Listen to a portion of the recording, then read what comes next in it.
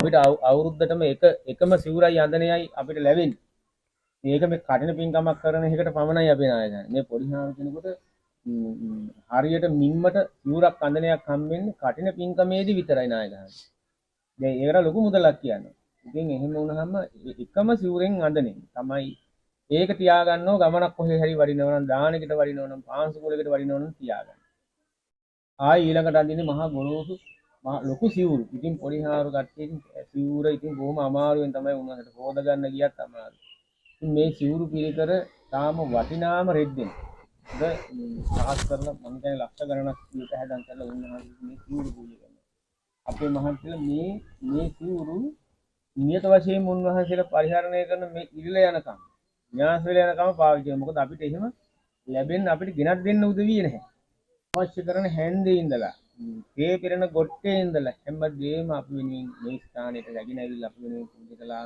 අත වශයෙන්ම ලොකු ජීවයක් ලැබුණා වගේ ලොකු ජවයක් අපිට ලැබෙනවා. අපිට ඉන්න හිතනවා. අපිට මේවා ආරක්ෂා කරන්න හිතනවා. මෙහෙම වුණාම ඉතින් ඒ වෙනුවෙන් ලබා දුන්න මේ දායකත්වය බොහෝම පුණ්‍යානුමෝදනාවෙන් ඔබ වහන්සේලා කොහොම හරි ධෛර්යය අරගෙන මේ දුෂ්කරම අවස්ථාවේ හාමුදුරනේ අතාරින්න එපා. මේ ශාසනය කොහොම හරි රැක ගන්න අපිට පුළුවන් උදව්වක් අපි ඔබ වහන්සේලාට කරනවා.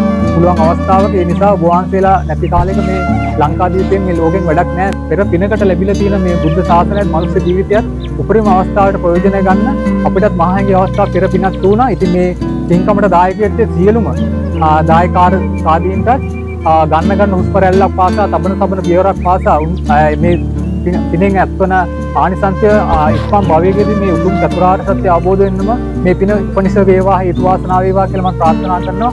ඒ වගේම ඔබ වහන්සේලාට මම නැවතවරක් ස්තුතිවන්ත වෙනවා අපේ හාමුදුරනේ මේ අරියත් දඩිය දරාගෙන මේ සමාජ වගකීම ඉටු කරමින් මේ යන ඉතාම දුෂ්කර කාර්ය කාල වකවානුවක්. මොකද මම අපි හිතන්නේ අපි මේ වටපිට බැලුවාම තියෙන හැතැම්ම ගානට එක දෙයක්වත් පේන්නේ නැහැ. ඉතින් දානෙ ටිකවත් හරියට ලැබෙන්නේ නැහැ. ඒ වගේ අවස්ථාවක ඔබ වහන්සේලා මේ ඉවසගෙන මේ අති දුෂ්කර මේ ගමක මේ ජීවත් වෙමින් ඔබ වහන්සේලා මේ කරන මෙහෙ ගැන අපි මේ දෙන පරිත්‍යාගය අපිට ඇත්තටම හිතට තව මදි තව ටිකක් දුන්නා නම් කියලා තමයි අපිට හිතෙන්නේ. මොකද නමුත් අපිට මාස එකමාරක වගේ කාලයක තුල තමයි මේ ටික ලෑස්ති කරගන්න පුළුවන් වුණේ.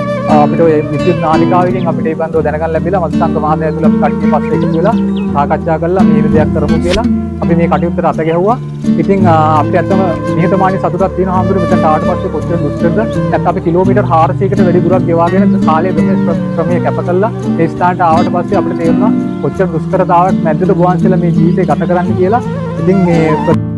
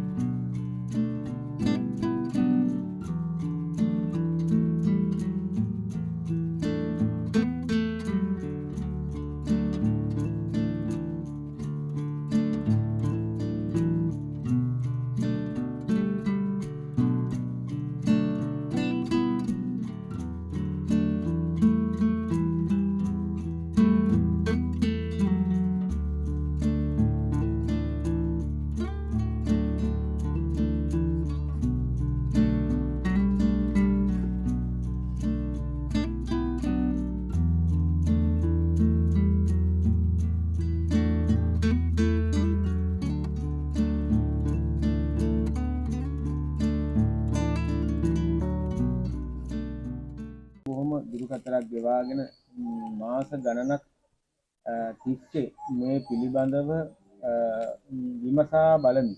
නිරතුරුවම ස්වාමින් වහන්සේ මොනවද තව අවශ්‍ය වෙන්නේ? ස්වාමින් වහන්සේට අඩුපාඩු මොනවද? උතරම ඇහුවා. ඉතින් එහෙම ශ්‍රද්ධාවන්ත හිතක් අපේ මදුශංක මහත්මයා තියෙනවා. විශේෂයෙන්ම ඉතින් මේ කණ්ඩායම මෙහෙමයි. ඉතින් මේ වෙනුවෙන් විදේශ රටවල ඉන්න පින්වත් දානපති නෝනල මහත්තුරු සහ සම්බන්ධ කරගෙන ඒ වගේම අපේ ලංකාවේ ඉන්නේ ශ්‍රද්ධාවන්ත පරිත්‍යාගශීලී මහත්මයන් මේක රාශී කරගෙන මම හිතනවා මේ ප්‍රවෘත්ති රටට ගියාට පස්සේ අප වෙත ලැබුණ මහා හිතා ගන්නවත් බැරි විශාලම පරිත්‍යාගය තමයි මේ අපේ මහත්තුරු අද දවසේදී මේ ගෙනල්ලා පූජා කළේ. අත වශයෙන්ම මේ තරුණ පිරිසක් මේ විදිහට කටයුතු කිරීම පිළිබඳව තාමත්ම සතුටටපත් වෙනවා මම.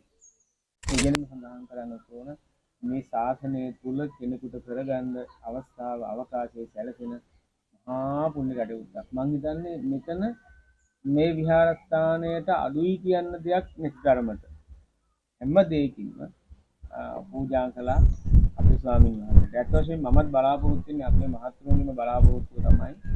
ඒ තමයි මේ ඉන්න කුඩා ස්වාමීන් වහන්සේලා දවසක මේ ධර්මද්වීපය බබලවන ස්වාමීන් වහන්සේලා බවට පත් වේවා කියන අදහස ඇති කරගෙන තමයි මේ සියල්ල කැපකිරීම කරලා මේ රැඳිලා මේ කටයුතු සිද්ධ කරන්නේ.